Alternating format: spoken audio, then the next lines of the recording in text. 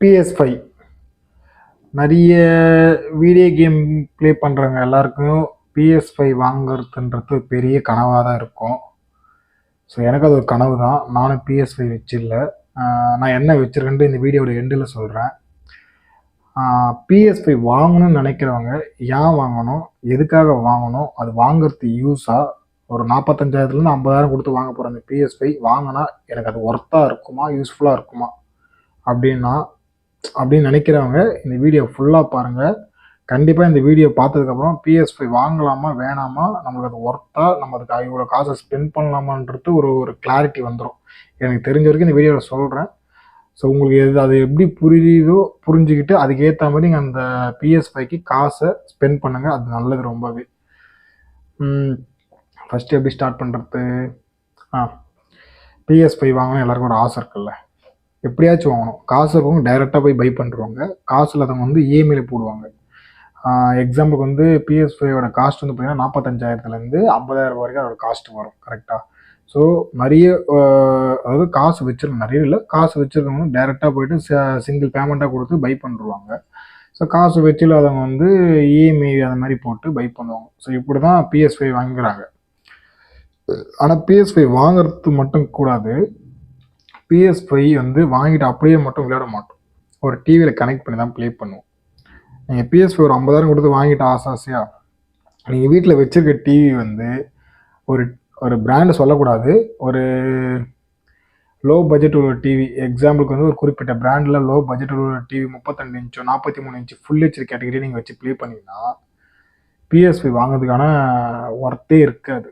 எதனாலனா PS5 வந்து பார்த்தீங்கன்னா 120 FPS ரன் ஆகிற ஃப்ரேம் ரேட்டில் ரன் ஆகக்கூடிய ஒரு ப்ராசஸர் தான் PS5. கிட்டத்தட்ட 4K வரைக்கும் அந்த கேம்ஸ் எல்லாமே சப்போர்ட்டபுள் இருக்கும். ஒரு 32 இன்ச்சு டிவிலையோ ஒரு 43 இன்ச்சஸ் ஃபுல் ஹெச்டி டிவிலையோ நீங்கள் ப்ளே பண்ணிங்கன்னா அதோட ரெசல்யூஷன் சைஸே மேக்ஸிமம் 1080 பிக்சல் தான் இருக்கும். ஸோ ஒரு 4K ரெசல்யூஷன் உள்ள ஒரு ப்ராசஸர் தூக்கின்னு போயிட்டு ஒரு ஃபுல் ஹெச்டி உள்ள ப்ராசஸரில் நீங்கள் அவுட்புட் பார்த்தீங்கன்னா எந்த அளவுக்கு இருக்கும்? 50,000 கொடுத்து வாங்கி ப்ளே பண்ணுறது வேஸ்ட் இல்லை. ஒரு ஹை கிராஃபிக்ஸில் உள்ள ஒரு PS5ஓட கான்ஃபிகரேஷனை பை பண்ணிவிட்டு ஒரு 1080 பிக்சல் உள்ள ஒரு டிவியில் அவுட்புட் நீங்கள் பார்த்தீங்கன்னா அந்தளவுக்கு காஸ்ட் அது ஒர்த்தே கிடையாது. நீங்கள் பை பண்ணதுக்கான அந்த PS5 ஒர்த் இல்லாமல் போயிடும். ஸோ அதனால் நீங்கள் என்ன பண்ணீங்கன்னா PS5ஓட கிளாரிட்டி, குவாலிட்டி, சவுண்டுக்கு ஏற்ற மாதிரி நீங்கள் ஒரு ஹை ரேஞ்ச் உள்ள டிவி வச்சுருந்தா ஓகே, வாங்கலாம் PS5. என்கிட்ட அப்படி இருந்தால் ஓகே, பர்ஃபெக்ட். பட் அப்படி இல்லாமல் நீங்கள் இதுமாதிரி மொக்க டிவி ஒன்று வச்சுன்ட்டு நீங்கள் ஒரு PS5 வாங்கிட்டு கனெக்ட் பண்ணிங்கன்னா ரெசல்யூஷனும் ரொம்ப ஆவரேஜாக தான் இருக்கும், கேம் பிளேயும் ரொம்ப ஆவரேஜாக தான் இருக்கும். உங்களுக்கு PS5ல இருந்த ஒரு இன்ட்ரெஸ்ட் போயிடும் கொஞ்ச நாளில். ஸோ அதனால் ஒரு 50,000 கொடுத்து ஒரு PS5 வாங்குறீங்கன்னா அதுக்கு ஈக்குவலாக ஒரு எக்ஸாம்பிள் நான் சொல்கிறேன், சோனி டிவிலாம் இருக்குல்ல, அந்த மாதிரி டிவியில் வந்து நீங்கள் வந்து ஒரு 43 இன்ச்சஸ் மினிமம் மிடில் கேட்டகிரி 43 இன்ச்சஸில் ஒரு 4K டிவி நீங்கள் பை பண்ணாலுமே மினிமம் அதுவும் ஒரு 35,000 அதுவும் ஒரு 50,000 வந்துடும். ஸோ 50,000 வச்சுப்போம். 50,000 வச்சுனாலும் 40,000 வச்சுப்போம். டிவி ஒரு 40,000, 50,000 ஒரு PS5, கிட்டத்தட்ட 90,000. ஸோ எந்த அளவுக்கு பிக்சர் குவாலிட்டி முக்கியமோ அதே அளவுக்கு சவுண்ட் குவாலிட்டி முக்கியம் இல்லை.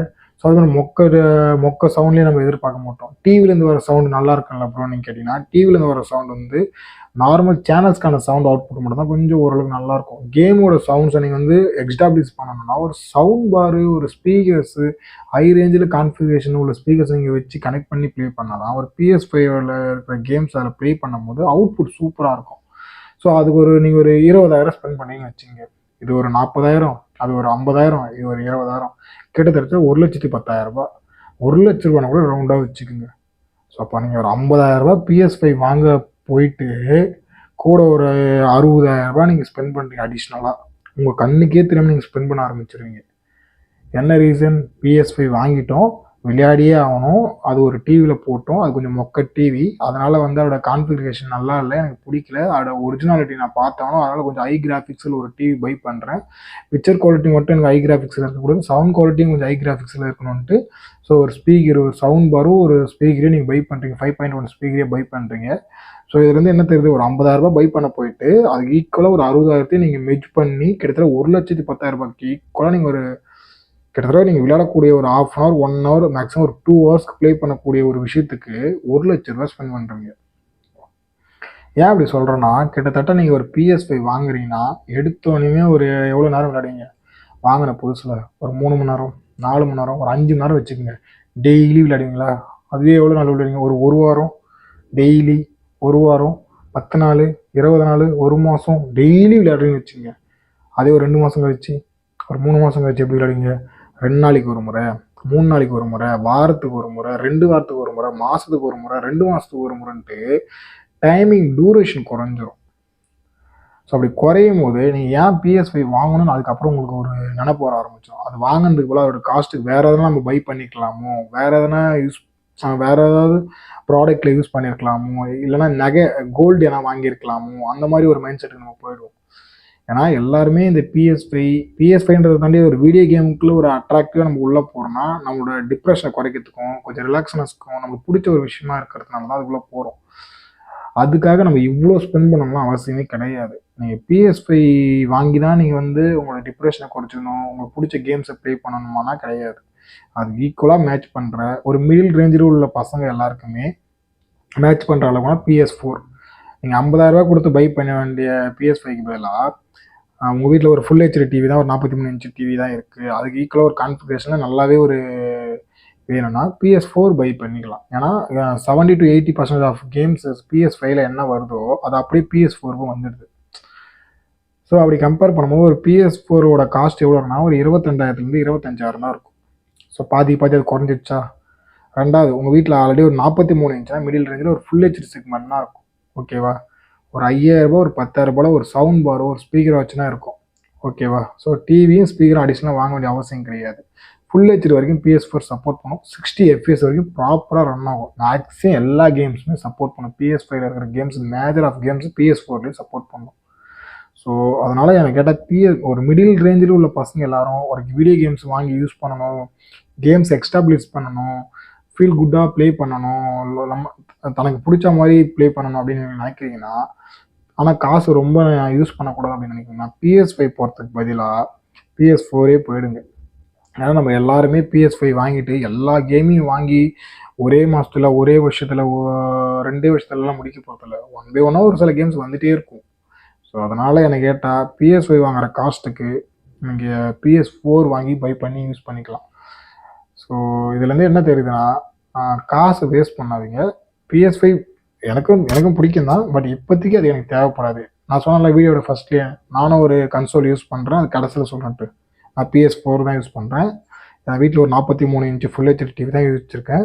PS5ல என்ன கேம்ஸ் இருக்கோ ஒரு 70 to 80% கேம்ஸ் நான் அது அப்படியே PS4லேயே எனக்கு வருது. நான் அதை மந்த்லி ஆஃபர்ஸில் வரும்போது, வீக்லி ஆஃபர்ஸோ மந்த்லி ஆஃபர்ஸோ வரும்போது நான் அதை பை பண்ணி யூஸ் பண்ணிக்கிறேன். ஸோ கேம் ப்ளே பண்ணிக்கிறேன். ஸோ அந்த மாதிரி PS5ல இன்வெஸ்ட் பண்ணுறதுக்கு முன்னாடி இதெல்லாம் கொஞ்சம் தெரிஞ்சுட்டு போயிட்டு இன்வெஸ்ட் பண்ணுங்கள். துருன்னு போயிட்டு இன்வெஸ்ட் பண்ணிட்டு காசை வேஸ்ட் பண்ணாதீங்க, டைமை வேஸ்ட் பண்ணாதீங்க, அப்புறம் ஏன் வாங்கிட்டு பண்ணிட்டு ஃபீல் பண்ணாதீங்க. ஸோ கேம் மேலே லவ்வாக இருக்கவங்க ஃபஸ்ட்டு PS4 ஒரு ஹை கிராஃபிக்ஸில் கேம்ஸே நான் ப்ளே பண்ணணும்னு எனக்கு ஆசையாக இருக்குன்னா PS4 போதுமானது தான். PS5க்கெலாம் போய்ட்டு ஸ்பெண்ட் பண்ணி காசை வேஸ்ட் பண்ணாதீங்க.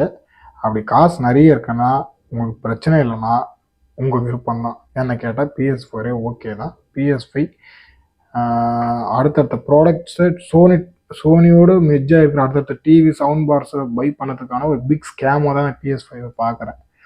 ஸோ என் மென்டாலிட்டியில் அது அப்படி தான் தெரியுது. மற்றவங்களுக்கு எப்படி தெரியுது தெரியல. காசு இருந்தால் பை பண்ணுங்கள், இல்லை இஎம்ஐயில் போட்டு வாங்கி கூட யூஸ் பண்ணுங்கள். அது அவங்க விருப்பத்தை பொறுத்து. எனக்கு கேட்டால் PS5 PS4 கேட்டால் PS4 தான். ஒரு கம்ஃபர்டபுளாகவும் இருக்கும், பட்ஜெட் ஃப்ரெண்ட்லியாகவும் இருக்கும், நல்லாவும் இருக்கும். ஸோ இந்த வீடியோ பார்க்குறவங்களுக்கு நான் சொன்னது எந்த விதத்தெல்லாம் யூஸ்ஃபுல்லாக இருந்தால் PS5 வாங்கணும்னு நினைக்கிறவங்களுக்கு இந்த வீடியோ யூஸ்ஃபுல்லாக இருந்துச்சுன்னா இந்த வீடியோ ஃபுல்லாக பார்த்துட்டு அதுக்கப்புறம் ஒரு நாள் ஃபுல்லாக உட்காந்து யோசிச்சுட்டு கூகுள் ChatGPTலாம் போட்டு கம்பேரிசன் பார்த்துட்டு வாங்கலாமா வேணாமா மணி வைஸும் கால்குலேஷன் போட்டு பார்த்துட்டு அதுக்கப்புறம் பை பண்ணுங்கள். எது பை பண்ணாலும் என்ஜாய் பண்ணி அந்த கேம்ஸை ப்ளே பண்ணுங்கள், ஃபீல் குட்டாக இருக்கும். ஸோ அவ்வளோதான். தேங்க்யூ.